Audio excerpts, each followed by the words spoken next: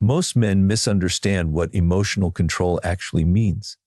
They think it means hiding their feelings, acting cold, or pretending they don't care. But that isn't control.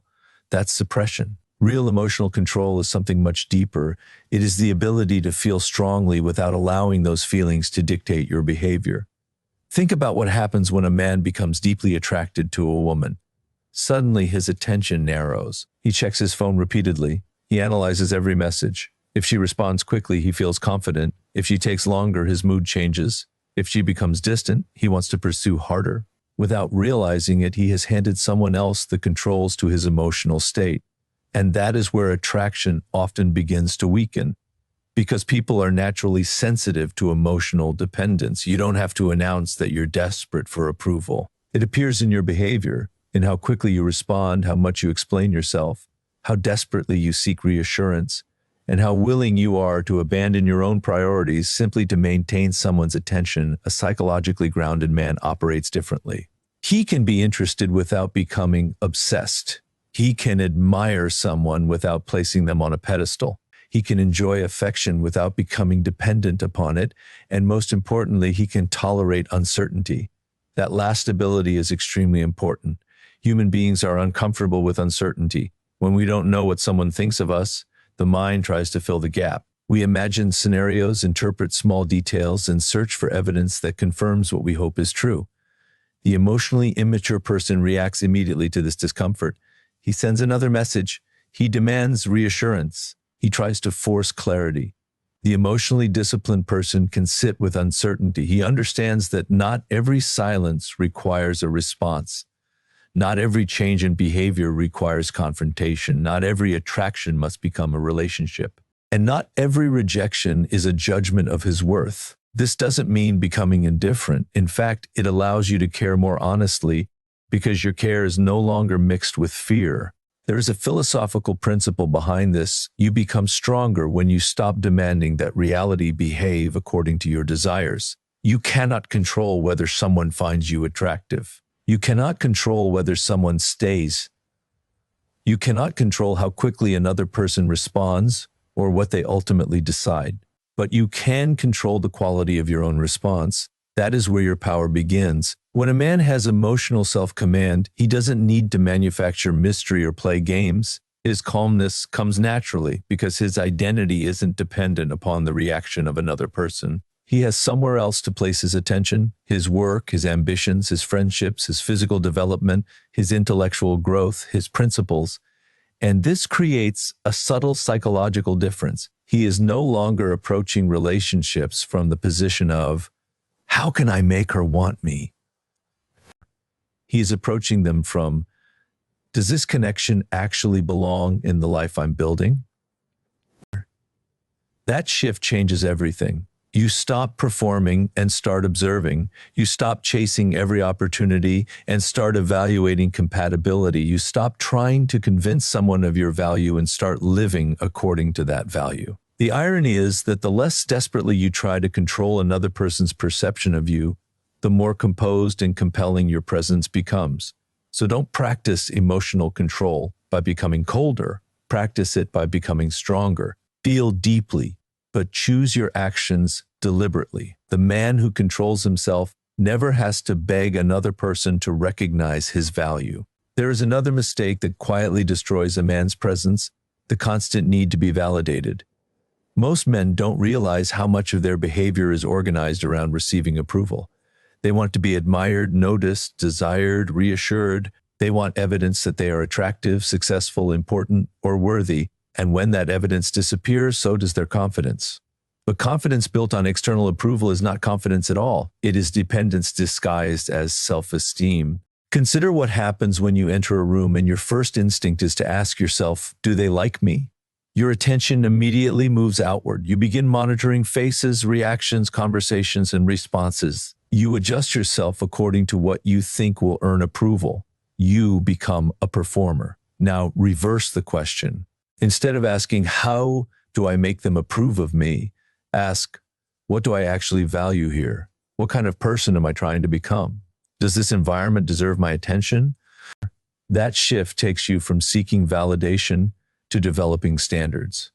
This is important because attraction is not simply about appearance or words. People observe how you relate to yourself. They notice whether you possess an internal center or whether you are constantly waiting for someone else to tell you who you are.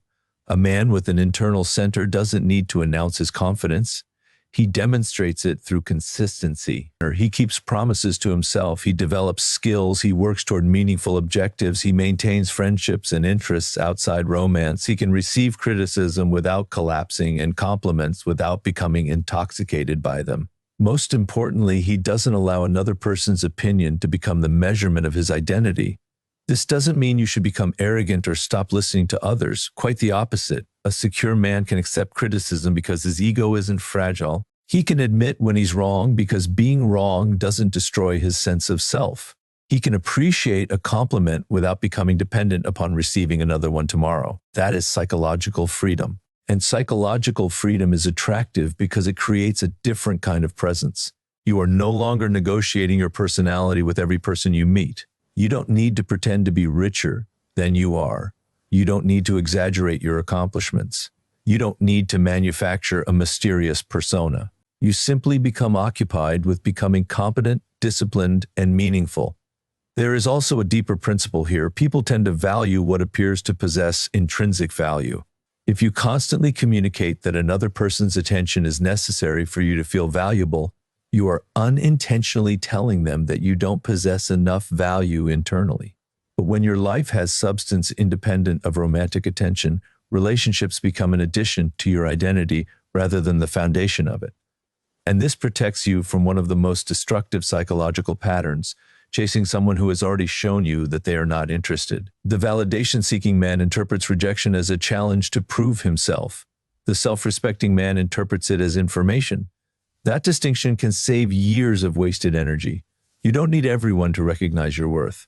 In fact, trying to convince everyone of your worth guarantees that you will spend your life performing for an audience that may never be satisfied. Build something instead. Build your character, build your knowledge, build your discipline. Build a life that remains meaningful whether someone applauds you or walks away. Because once your sense of worth comes from what you are building rather than what others are giving you, attraction stops being something you desperately pursue. Stop asking the world to prove that you are valuable. Build a life that proves it to you. There is a point where self-respect becomes visible, and that point is usually found in the boundaries you are willing to maintain. Many men misunderstand kindness. They believe that being a good man means being endlessly available, endlessly forgiving, endlessly accommodating. But when kindness has no boundaries, it eventually stops looking like strength and begins to look like insecurity. Think about what happens when you tolerate something that violates your values simply because you're afraid of losing someone's attention. You tell yourself you're being understanding. You tell yourself the situation isn't important. But internally, something different is happening. You know you've compromised yourself. And every time you betray your own standards to keep someone else happy, you teach yourself that their approval matters more than your dignity. This is why boundaries are psychologically important. A boundary isn't a threat. It isn't punishment. It isn't an attempt to control another person. A boundary is simply a clear statement about what you will participate in and what you will not. That distinction matters. A controlling person says, "You cannot do this." A self-respecting person says, "If this continues, I will remove myself from the situation."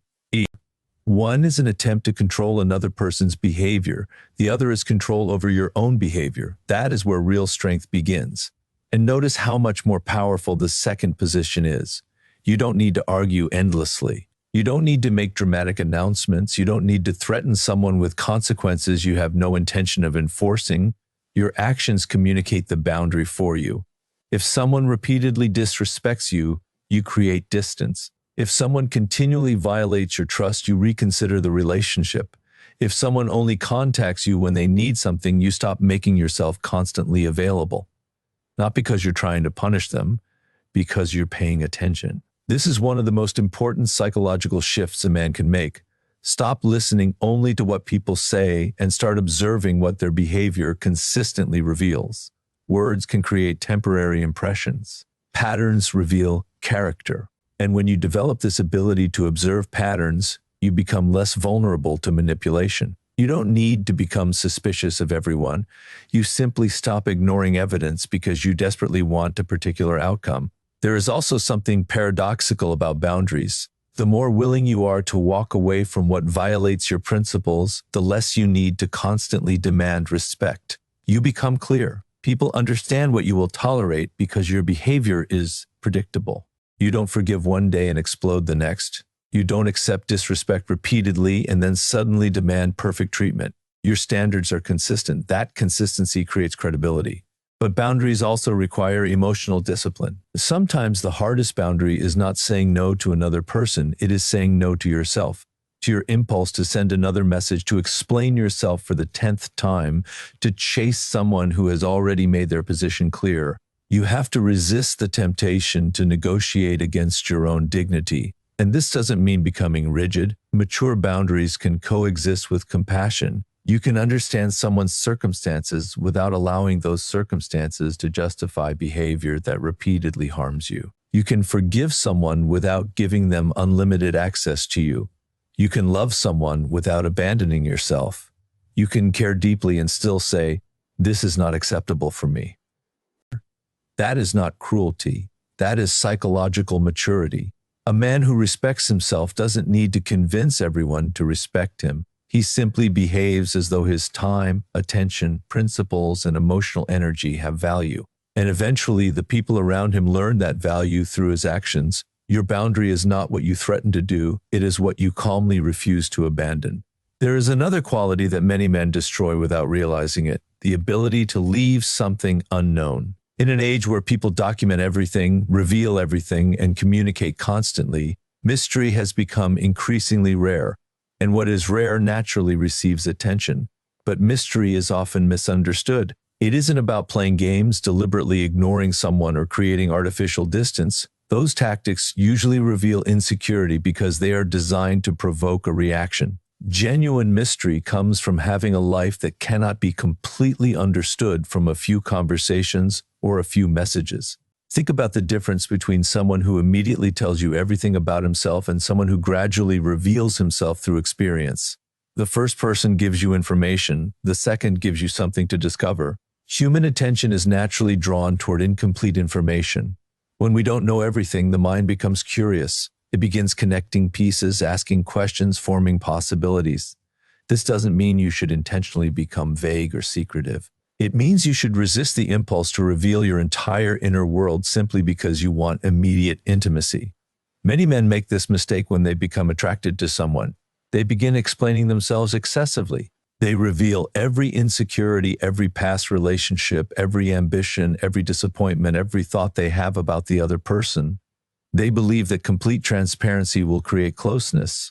But closeness cannot be forced through information. Real intimacy develops through time, consistency, shared experiences, and gradually earned trust.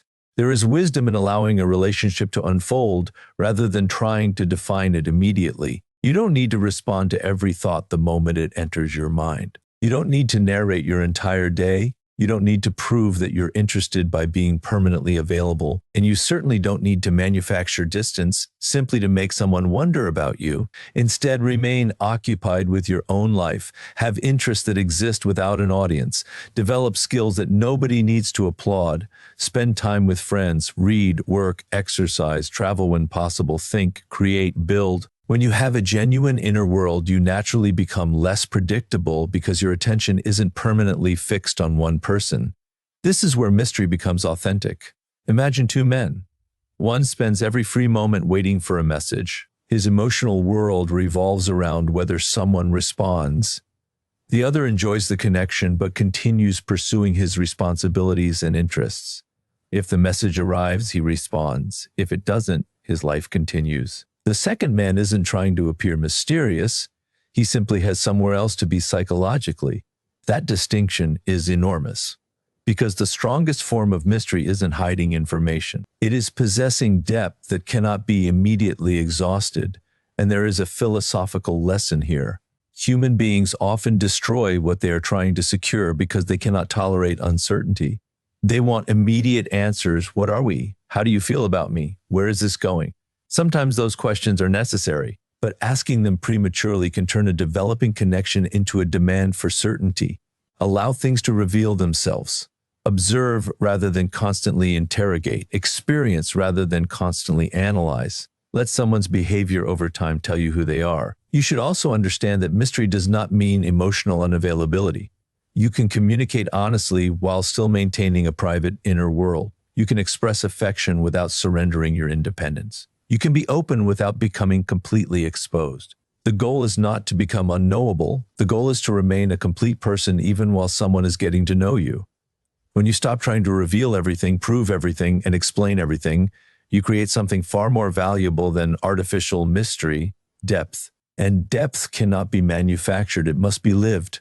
Don't become mysterious by hiding yourself, become mysterious by becoming a person no one can understand in a single conversation. And this brings us to something deeper than attraction itself, purpose. Because a man can learn how to communicate, how to dress, how to carry himself, and even how to create mystery. But if there is nothing underneath those behaviors, eventually the performance becomes visible. Purpose changes that. A man with purpose is not constantly asking, how do I appear? He is asking, what am I building? That is a fundamentally different psychological position. When your attention is consumed by how other people perceive you, your energy becomes scattered. You start performing confidence rather than developing competence. You think about the perfect message, the perfect response, the perfect image. You become obsessed with appearing valuable instead of becoming valuable. And this is where many men lose years of their lives. They spend enormous amounts of energy trying to convince other people that they are ambitious rather than actually pursuing something difficult. Real purpose is quieter. It doesn't need constant announcement. You don't have to tell everyone about your goals every morning. You don't need to publish every achievement. You don't need to turn your ambition into a performance. You simply work. You study when nobody is watching. You train when nobody is impressed. You develop your skills when there is no immediate reward. You continue when the excitement disappears. That is what separates temporary motivation from genuine direction. And psychologically, direction changes your relationship with attraction. When your life has no structure, romantic attention can become the center of your emotional world. A message feels like an event. A date feels like validation. Rejection feels like a personal catastrophe. But when you're deeply engaged in meaningful work, another person can become important without becoming your entire world. That's healthy. It means you can appreciate someone without needing them to complete you. There is also a philosophical principle here. What you repeatedly devote your attention to eventually shapes your identity. If you spend your days chasing approval, you become someone who needs approval. If you spend your days developing discipline, knowledge, competence, and character, those qualities gradually become part of who you are. Your habits are quietly constructing your personality. This is why purpose cannot simply be a strategy for attracting women. If you pursue purpose only because you believe it will make you more attractive, then you are still operating from external validation. The moment the attention disappears, your motivation disappears with it. Purpose has to become valuable for its own sake. You pursue excellence because you respect excellence. You develop discipline because you respect your potential. You build something because you want your existence to produce something meaningful. And ironically, that is when your presence becomes more compelling. People are often drawn to someone who appears to be moving somewhere, not because that person is necessarily more important than everyone else, but because direction communicates internal organization. You can feel when someone is living according to a coherent set of values. He doesn't need to dominate every conversation. He doesn't need to compete for attention. He doesn't need to prove that he is the most impressive person in the room. He is simply occupied with becoming better. And this protects you from another dangerous psychological trap, comparison. There will always be someone richer, more attractive, more successful, younger, older, louder, or more socially connected. If your identity depends on being superior to others, you will eventually lose your peace. Purpose gives you a different measurement. You compare yourself with the person you were yesterday. Did you become more disciplined, or more capable, more honest, more courageous, more knowledgeable? Those are measurements you can actually control, and when you live that way, attraction becomes a consequence rather than a mission. You are no longer desperately trying to become impressive. You are becoming substantial. That is the difference. Don't build yourself to be admired. Build yourself until admiration becomes irrelevant. And finally, there is a quality that brings all of these ideas together, the ability to walk away without hatred. This is one of the clearest tests of emotional strength because leaving is easy when you're angry. Anyone can walk away while thinking, I'll show them, but that isn't freedom. You're still emotionally attached. You're simply expressing attachment through anger instead of pursuit. Real strength looks different. You can leave because something no longer aligns with your values, and you don't need to destroy the person on the way out. This matters because many people confuse attachment with love. They believe that if they care about someone, they must hold on at any cost. They tolerate disrespect, betrayal, manipulation, or constant uncertainty because the possibility of losing the relationship feels more painful than the reality of remaining in it. But there is a point where holding on becomes a form of self-abandonment. You have to recognize that. There is no dignity in remaining somewhere simply because you're afraid of what happens after you leave. And notice the psychological difference between a man who walks away from a relationship and a man who threatens to walk away. The first has already made peace with the possibility of loss. The second is still trying to use loss as leverage. One is acceptance, the other is manipulation. If you genuinely possess the ability to leave, you don't need to constantly announce it. Your behavior communicates it. You don't threaten. You don't create dramatic scenes. You don't send long messages designed to make someone feel guilty. You don't try to make them jealous immediately afterward. You simply recognize reality and act accordingly. This requires a difficult philosophical acceptance. Not everything you desire is meant to remain in your life. Sometimes a person can be wonderful and still be wrong for you. Sometimes there can be genuine affection, but incompatible values. Sometimes you can love someone and still recognize that the relationship is damaging you. Maturity is the ability to hold two truths at once. I care about you, and I cannot continue this way. Those statements can coexist.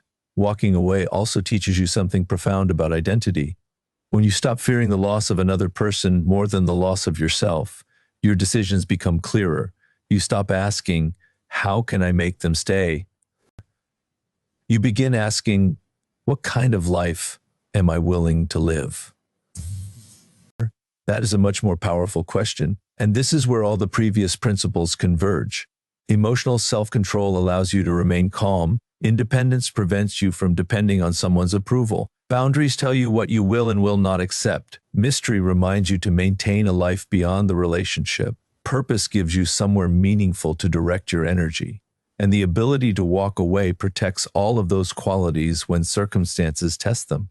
But walking away doesn't mean becoming cynical. Don't turn one painful experience into a philosophy of distrust. Don't assume everyone will betray you because one person did. Don't punish future relationships for wounds created by past ones. That is not strength either. Strength is remaining open while becoming wiser. You can forgive without forgetting the lesson. You can wish someone well without inviting them back into your life. You can release resentment without reopening a door that should remain closed. And perhaps that is the highest form of emotional independence. You don't need revenge because your future is no longer organized around what happened in your past. You simply continue. You build. You learn. You become more disciplined. You protect your standards. You allow life to introduce you to people who are compatible with the person you are becoming.